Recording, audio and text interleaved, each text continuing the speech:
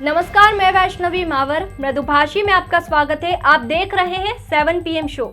रुक करते हैं देश विदेश की बड़ी सुर्खियों का।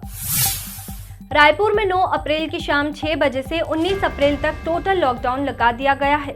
सरकार ने ये फैसला एक दिन में 2821 मामले सामने आने के बाद किया। पिछले 24 घंटे में रायपुर में 26 लोगों की जान संक्रमण से गई। राजधानी में पहली मौत 29 मई को हुई थी। इस हिसाब से 312 दिनों में रोजाना औसतन 3.20 मरीजों की मौत हुई है। छत्तीसगढ़ में कोरोना संक्रमण की रफ्तार अब तक के सबसे भयावह दौर में पहुंच गई है। राज्य में अप्रैल के पहले 6 दिनों में 47,000 मरीज मिल चुके हैं। औसतन 6,000 से अधिक नए पॉजिटिव रोज मिल रहे हैं।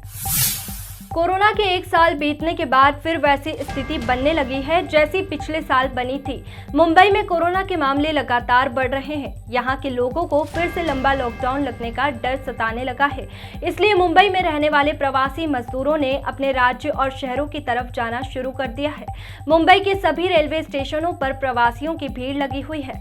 ट्रेन की टिकट के लिए लंबी कतारें लग रही है। भिवंडी और ठाणे में हालात ज्यादा खराब हैं।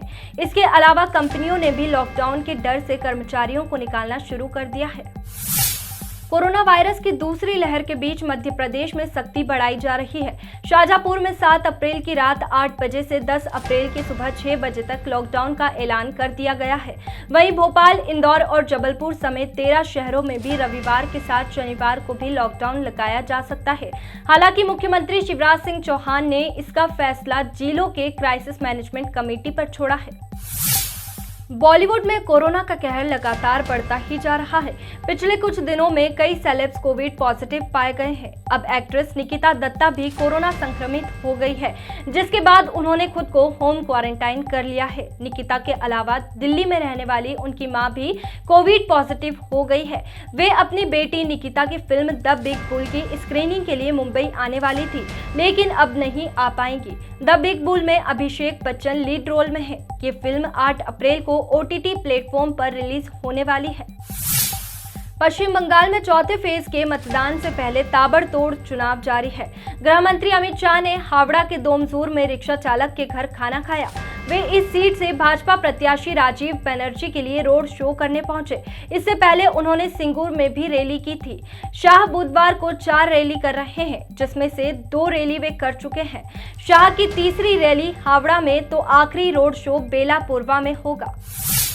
BCCI के अध्यक्ष सौरव गांगुली ने ये स्वीकार किया है कि खिलाड़ियों के लिए लंबे समय तक बायो बबल में रहना मुश्किल चुनौती है, लेकिन उन्होंने ये भी कहा कि भारतीय काफी सहनशील होते हैं और हर चैलेंज के लिए तैयार रहते हैं। इसलिए उन्हें नहीं लगता कि IPL में भारतीय सितारों को खास परेशानी होगी।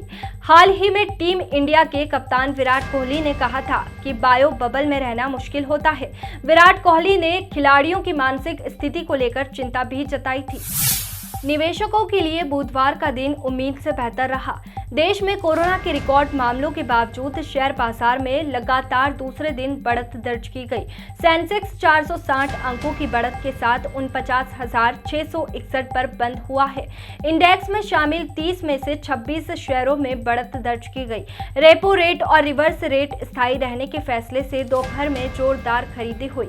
नतीजतन इंट्राडे में इंडेक्स दिन के सबसे ऊंचे स्तर 49,900 तक भी पहुंचा। आज के शो में इतना ही। कल फिर मुलाकात होगी देश विदेश की बड़ी सुर्खियों के साथ। तब तक आप देखते रहिए मृदुभाषी।